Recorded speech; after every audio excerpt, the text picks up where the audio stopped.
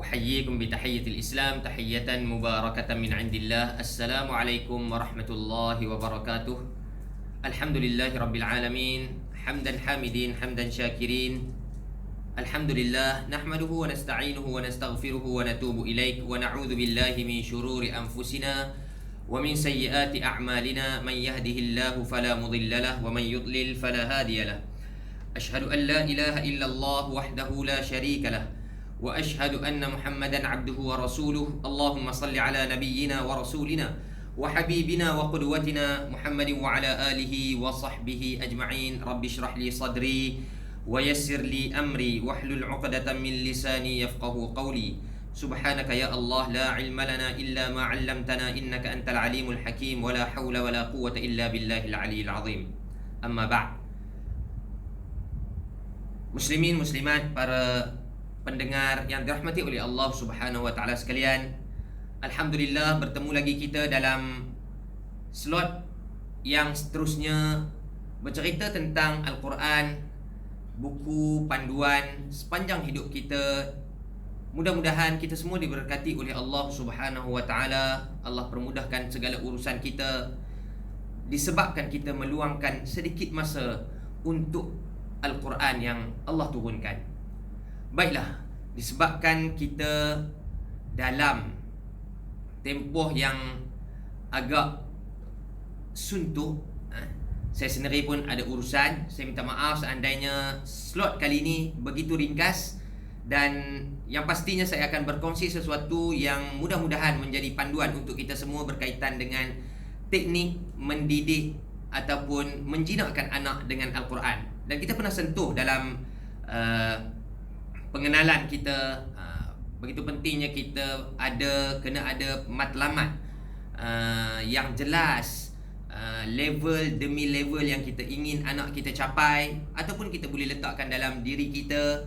Kemudian kita dah bincang juga tentang level-level yang ada ataupun kemahiran yang berkaitan dengan Al-Quran. Mudah-mudahan apa yang saya kongsikan tu dapat meluaskan lagi cara kita melihat Al-Quran. Dia bukan sekadar kita hanya boleh membaca dengan bertajwid. Okey, kita bukan hanya melihat anak kita boleh lepas setakat bacaan muqaddam qiraati ataupun qaidah nuraniyah setakat itu, tapi dia ada banyak lagi sudut-sudut kemahiran yang berkaitan dengan Al-Quran yang lain. Jadi untuk pagi ni saya cuma nak sentuh satu sahaja, ataupun saya nak lebih fokus tentang sudut bacaan. Okey, kita juga dah bincang minggu lepas ada 3 sudut berkaitan dengan kemahiran Al-Quran. Yang pertama sudut bacaan, yang kedua sudut hafalan, yang ketiga sudut proses. Dan kesemua ni dia boleh berlaku dalam urutan 1, 2, 3, dan boleh jadi ketiga-tiga ni juga boleh berlaku dalam urutan 1, 1, 1. Maksudnya ketiga-tiga bergerak serentak. Tapi biasanya kita sebagai orang Melayu Islam, okey, dah di tabiat ataupun di Malaysia kita dah pun lalui sistem kok mana pun kena pandai baca dulu. Lepas dah pandai baca, dah khatam bacaan tu, barulah nak mula menghafal. Okey, kemudian barulah nak latih otak kita untuk proses Al-Quran tu, sama ada dengan mengingati maknanya ataupun ialah bila dah masuk sekolah menengah agama kan, barulah diajar tentang macam mana nak istinbat hukum, keluarkan hukum daripada Al-Quran. Tu sebenarnya dah masuk dalam sudut yang ketiga, proses ayat Al-Quran tu. Baik, sebenarnya ketiga-tiga ni boleh jalan serentak, cuma yang pagi ni saya hanya ingin berkongsi satu sudut yang pertama, okey, secara lebih fokus, iaitulah sudut bacaan. Di antara perkara yang penting yang perlu kita ingatkan dari sudut bacaan ialah dalam kita membaca Al-Quran sebenarnya ada satu motivasi yang cukup kuat, iaitulah kita bukan sekadar membaca sahaja. Kita sebenarnya membuat pahala. Kita sebenarnya memperbanyakkan lagi kita punya account, kita punya kita punya kredit dalam akaun pahala kita. Sebagaimana seorang budak-budak, ni pun antara yang saya nak kongsikan. Kita kena terapkan dalam minda anak-anak kita. Sebenarnya ketika kita asak dia baca Al-Quran, sebenarnya kita ajak dia main game. Jarang sangat ada game yang tak ada penambahan kredit. Tak kira lah dia main game apa pun, dia mesti nak kejar level demi level. Dan dia nak tengok kredit game dia tu, kan, daripada 1,000 jadi 2,000, lepas tu dapat bonus lah, dapat apa lah. Walaupun zaman dulu main break game je, mesti dia nak kejar level tu. Walaupun main game mula je, nak kejar level tu. So sama juga kalaulah anak kita cenderung ke arah mengejar keuntungan, mengejar nombor yang tinggi, kita juga boleh buat perkara tersebut dalam proses mendidik anak kita membaca. Sebagai contoh, kita sediakan satu buku log. Satu muka surat untuk satu hari, tapi dia kena buat kiraan. Dia sendiri yang kena kira, dia sendiri yang tulis. So cara dia mudah saja. Kita bukan nak latih anak kita supaya bila dia baca, dia berkira-kira dengan Allah Subhanahu Wa Taala. Tak, tapi kita nak buatkan dia supaya dia kejar pahala tersebut. So kita pun bagi tahu dekat dia, untuk satu perkataan, satu huruf, dia akan dapat 10 pahala. Kita sebut terus pahala. So setiap kali dia baca, walaupun hari itu sebenarnya dia berlatih untuk baca surah Al-Fatihah sahaja, bermula daripada Bismillahirrahmanirrahim sampailah Waladdallin. Selepas dia habis baca, sebenarnya mungkin dia akan baca banyak kali. Sampailah dia puas hati, ataupun kita yang mendengar ni puas hati dengan bacaan tersebut. Okey, itu satu surah, mestilah banyak huruf yang ada kat situ. So kita buatkan game melalui bacaan dia tadi. Contoh, kita bagi contoh masa untuk dia bersama dengan kita baca Al-Quran, ataupun bersama dengan isteri kita ke, ataupun guru yang kita panggil dia mengajar dekat sekolah, dekat rumah kita ke. So tempoh tersebut sejam. So 5 minit yang terakhir kita buat game. Kita cakap apa? Abang, boleh tak abang kira daripada huruf ba sampailah Bismillahirrahmanirrahim, bermula dengan huruf ba kan? Daripada huruf ba sampailah huruf nun, Waladdallin, ada huruf nun kat situ kan? Abang kira ada berapa huruf? Okey, kira satu-satu. Lepas dia kira semua, dia pun kata, abah ada nak dekat 360. Okey, sekarang ni ambil kalkulator, cuba kali 360 kali 10. Dia pun otak dia memang otak matematik dah. Alah abah, senang je. Kalau 360 kali 10 3,600. Okey, abah nak tulis hari ni bacaan Alung, kita buat dah log kat dia kan. Bacaan dari sekian ke sekian, account untuk hari ni, maksudnya yang masuk ialah 3,600. Dekat tepi tu tulis baki, maksudnya yang terkumpul 3,600. Esoknya dia baca daripada Bismillahirrahmanirrahim, Alif Lam Mim sampailah wa ulaika humul muflihun, kan? Muka surat kedua. So suruh dia kira juga daripada Bismillah, surah Al-Baqarah sampailah huruf nun wa ulaika humul muflihun. Ada berapa huruf? Dia pun kira lagi banyak daripada muka surat Al-Fatihah tadi ni. Okey, berapa? Dia pun kata ada 420. Okey, 420 kali dengan 10. Okey, confirm jadi 4,200. 4,200 kan? Kemudian dia tulis 4,200. So ambil juga kalkulator, 4,200 campur dengan 3,600. Dia pun tulis dekat tepi tu jumlah terkumpul 42 dengan 36 dah jadi 6 dengan 2 8. So 78,000. So maknanya dia dah untuk 2 hari punya bacaan dia dah kumpul 78,000. 7,800. Macam itulah hari demi hari. Dan boleh jadi dia bukan lagi proses ni hari demi hari. Dia boleh jadi kita paut hati dia supaya dia kejar ke nombor. Tak apa. Ini adalah langkah awal untuk kita jinakkan dia dengan Al-Quran. Macam mana orang putih reka permainan zaman dulu-dulu, zaman main guna skrin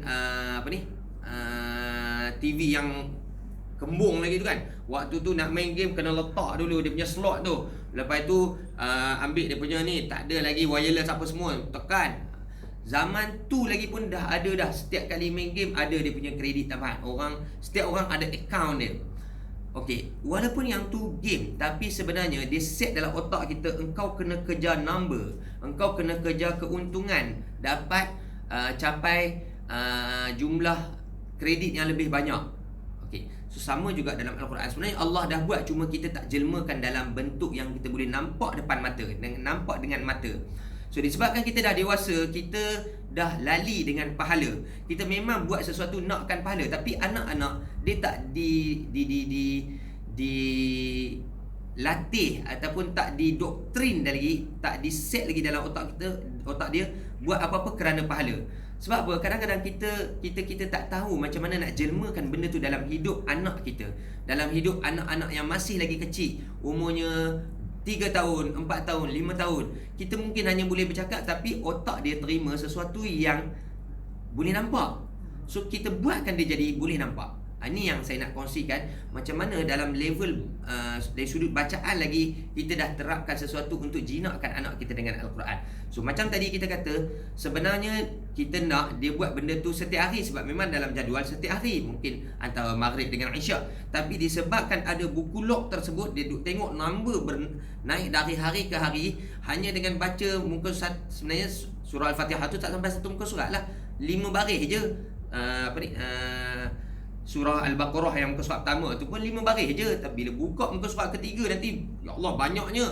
Dia akan jadi seronok lagi nak baca banyak, sebab dia nampak nombor yang banyak akan muncul selepas dia buat kiraan guna kalkulator. Walaupun guna kalkulator, walaupun nanti orang akan kata, kenapa biar anak kita jadi seorang yang berkira-kira dengan Allah. Tak.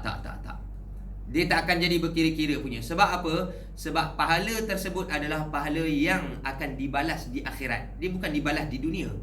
So dia tidak menjadi satu bentuk keduniaan, walaupun kita buat macam tu.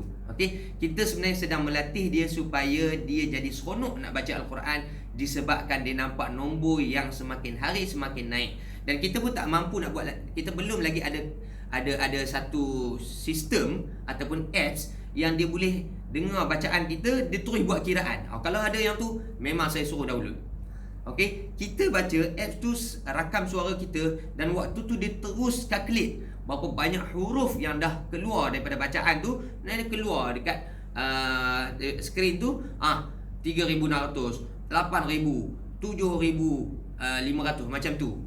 Dan boleh bertambah dari hari ke hari, dari bacaan ke bacaan, sehinggalah kita tengok banyaknya, berjuta-juta.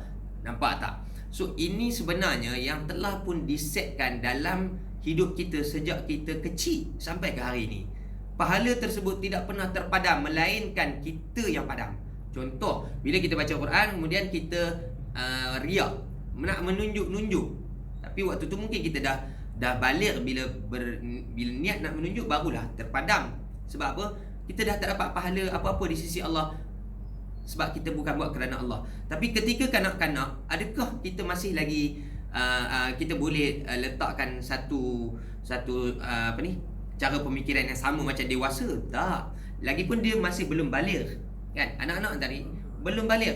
Walaupun dia baligh lah kata, tapi mentaliti dia terhadap Al-Quran masih lagi tak sama macam orang yang dah dewasa betul-betul. Memang nak baca tu sebab dia nak masuk syurga, sebab dia nak nakkan Al-Quran ni bagi ketenangan dalam hidup dia. Anak-anak tak ada pemikiran macam tu. So kita kena set dalam bacaan Al-Quran dia supaya dia ada mentaliti nak kejar keuntungan. Dan keuntungan tersebut bukan keuntungan dunia, sebenarnya dia adalah keuntungan akhirat. Cuma kita nak jelmakan dia supaya dia menjadi satu yang boleh diterima oleh akal. Sebab anak-anak tadi ni, untuk menjadi seorang yang boleh fikir jauh ke hadapan macam dewasa, dia ambil masa. So dia mesti diterapkan dengan sesuatu yang boleh dilihat, dipegang, didengar, okey, dan sesuai dengan level umur dia. Okey. Jadi itulah antara yang saya nak kongsikan, macam mana dalam level bacaan, dari sudut bacaan lagi sebenarnya kita boleh tingkatkan keseronokan dia, supaya kita jinakkan dia dengan Al-Quran. Tadi saya bagi contoh untuk bacaan terus. Sebenarnya boleh ditukar lagi dalam kita panggil skop yang lebih kecil ataupun level yang lebih rendah. Walaupun ketika membaca qiraati, buku qiraati, kan muka surat pertama tu ada alif sampai ya je. So minta dia kira alif sampai ya tu ada berapa huruf. So setiap kali dia berjaya baca satu muka surat tersebut, dia tahu dalam muka surat tersebut ada 25 huruf. Maknanya kita dah boleh minta dia tulis dalam buku log dia tadi tu, buku log pahala bacaan Al-Quran. Okey, tak, dia akan declare ni bukan baca, ni tak baca Quran lagi, ni baca buku qiraati. Tapi sebenarnya Allah dah kira dah pahala tersebut. Walaupun dia sedang berlatih sebut huruf ba, dia ulang banyak kali kan. Tak apalah, masa nak buat catatan tu anggaplah baca sekali. Sebab apa? Kita anggap dia boleh baca daripada alif sampai ya. Kalau hari tersebut dia tak boleh, dia hanya boleh baca alif sampai huruf qaf. Okey, kita minta dikira alif sampai qaf ada berapa huruf dan masukkan dalam buku log hari Ahad, tarikh sekian-sekian, alif sampai qaf, muka surat qiraati 1, muka surat pertama qiraati 1, dia berjaya kumpul pahala 15.